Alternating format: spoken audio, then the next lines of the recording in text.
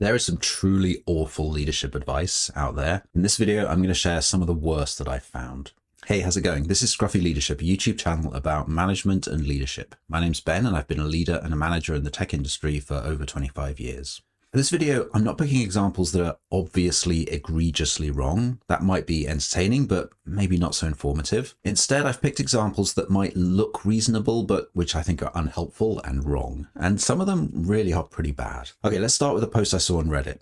It says, leaders should be generalists, not specialists. Leaders need to have strong networks. Leaders should not stumble over their words. Now, I think all three of those are wrong. I'm not saying that in each case the opposite is true. I don't think, for example, that all leaders should always stumble over their words, for example, but I do think that setting them out as rules or even desiderata for leaders is unhelpful. Why is that? Well, first of all, there are plenty of leaders that are specialists. I'm a generalist myself, and I understand why people think that leaders should be generalists, as we tend to think of generalists as being flexible and open to change. But that doesn't mean that someone who's a technical specialist, say in a particular programming language, can't make a great leader. I've seen it happen a lot, in fact. Secondly, leaders needing a strong network. Again, I kind of understand where this poster was coming from, but imagine saying this to someone who's new to leadership or considering making the move into leadership. Not having a network is not an obstacle to leadership. It's possible to be a great leader without any network. It gets harder as you get more senior, so I think this one is kind of true for senior leaders, but it's definitely not true for early stage leaders. Finally, they say that leaders shouldn't stumble over their words. Yeah, this is just garbage. If you think that being a great leader means being a great orator, then you have your priorities wrong. Some of the best leaders I know are quiet and unassuming and not particularly good at public speaking. Yes, communication is a key part of leadership, but that doesn't mean that someone who has a stutter, for example, can't make a great leader. Okay, this next one's from Quora, and it's kind of like a worse version of the third point from the previous example. They say the one personality trait that separates all leaders is charisma. No matter how great a leader, a charismatic one is greater. That's the one personality trait that's king in leadership. Ugh.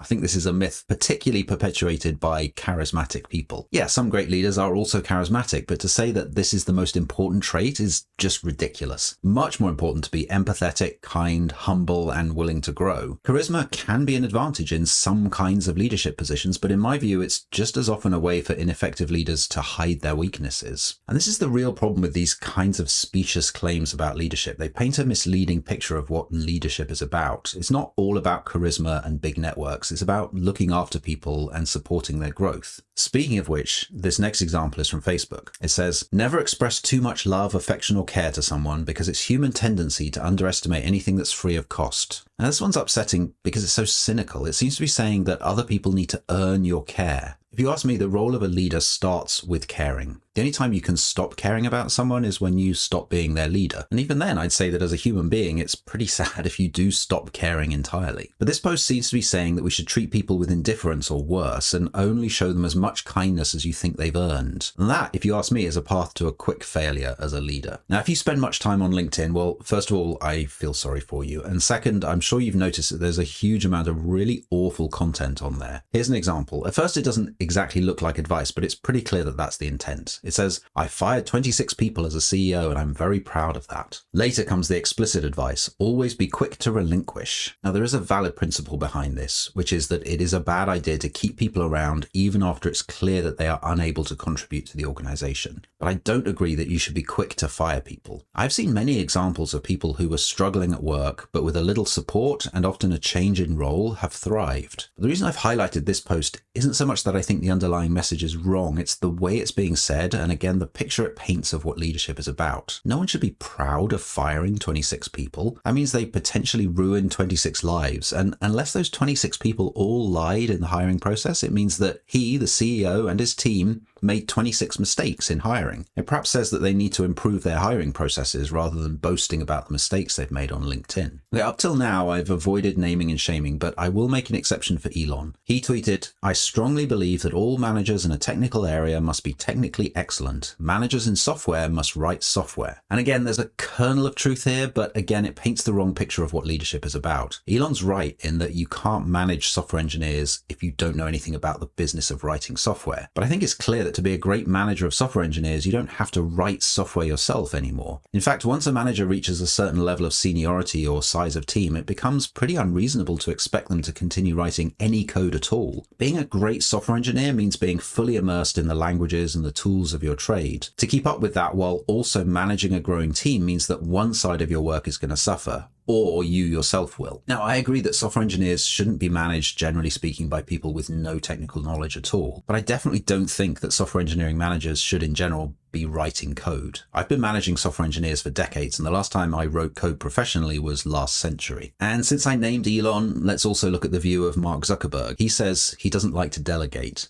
He says, I think probably one of my most controversial leadership or management things is I don't believe in delegating that much. I think the way a founder should work is you should make as many decisions and get involved in as many things as you can. So this is the condition known as founderitis, the inability of a founder to let go. You can see why Mark sees it as a good thing. Things go the way he wants them to because he's involved in everything. But the upshot of a leadership style like this is an organization that is incapable of making decisions without its leader being involved, which means an organization of people who are and feel disempowered, afraid to make mistakes. It's fine when a company is small enough that the leader has time to devote properly to every decision. But once it gets beyond about 10 people, that becomes unsustainable. And the leader who pretends otherwise is just satisfying some ego-driven need to be across everything, which ultimately makes everyone else in the company less effective. Here's another leader posting on LinkedIn. He says, when I interviewed candidates during the pandemic, I asked them to show me their bed. If it wasn't made, I would disqualify them immediately. Okay, let's ignore the invasion of privacy here, and to some extent let's ignore the specific irrelevance of a tidy or untidy bed to someone's ability to do a good job. The real point with this one is how tempting it is for people to pay attention to straightforward, easy to see but totally irrelevant factors when assessing candidates. Someone shows up for interview with messy hair or with bleary eyes or with their shoelaces untied or with their shirt untucked. Maybe these are a sign of a lack of attention to detail, or maybe it's because they have a newborn baby, or maybe they lack attention to detail in some areas but not in others, or maybe it's just none of your business. I'm sure you can see the real problem here. If you judge people based on a set of characteristics that you find appealing, you're really narrowing the pool of candidates to people who are like you. And that means you're very likely rejecting people in a way that is systematic, but not in regard to ability, but rather some other irrelevant factor. And that's a big part of why we have a problem with the lack of diversity in the tech industry. This next one really annoys me. It's also from LinkedIn, and the poster presents it as a kind of antidote to what they call LinkedIn wisdom. They tell a story about how a customer asked to move a meeting from Thursday to Sunday, and they agreed. And at the end, he says, this is how things actually get done. Your staff need to know this, and you need to show them and not lie to them, because social media sure is. So the LinkedIn wisdom he wants to provide an antidote to is the view that people should not be working outside of their paid working hours.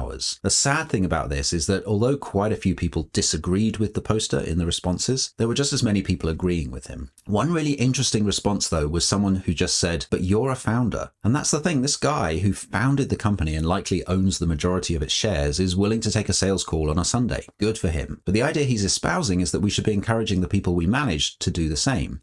And let's be clear, founders are remunerated differently from everybody else. They make money by growing the company and selling it. Everyone else makes money by being paid a salary. If you create a culture in which there's an expectation that people work on Sunday, then whether you intend to or not, you create a two-tier system where the people for whom working on Sunday is impossible or undesirable are suddenly not able to perform as well as those who can. Work is not life. There's a reason we talk about work-life balance. And that's the same problem with the next post, also from LinkedIn. This chief marketing officer doesn't want work-life balance. They say they're fine with jumping on after-hour meetings or answering work calls at weird times or taking their laptop on vacation with them. But again, this is the chief marketing officer, not a founder, but a very senior member of the organization and one that other people look to for cultural guidance. If a C-level person like this takes calls outside of work hours, they are implicitly telling everyone else that they should do the same. And if they don't believe in work-life balance for themselves, probably because they're at a point in their life where that works for them, and in fact they think that the term work-life balance is stupid anyway, then they're creating an environment in which many people will struggle to thrive. It's this kind of viewpoint that shows such a lack of self-awareness. If you, as a senior leader, send emails outside of office hours, then whether you intend it this way or not, people that are junior to you will take this as a sign that you expect them to respond outside of office hours. Imagine being in a new job and getting to work at 9 a.m. and finding that your boss sent you an urgent email 12 hours ago. How confident and comfortable comfortable in your job would you have to be to not feel anxious about the fact that you didn't respond quicker? That's the kind of environment that people like these last two are creating, one in which there's no separation between work and home life. I don't know about you, but that's not an environment I'd have any interest in working in. I'm interested to know what you think. Do you agree with these people, or do you agree with my assessments of their posts? Let me know in the comments. And if you want to hear about the journey I went on to get to being a director at Google, check out the video that's on screen now.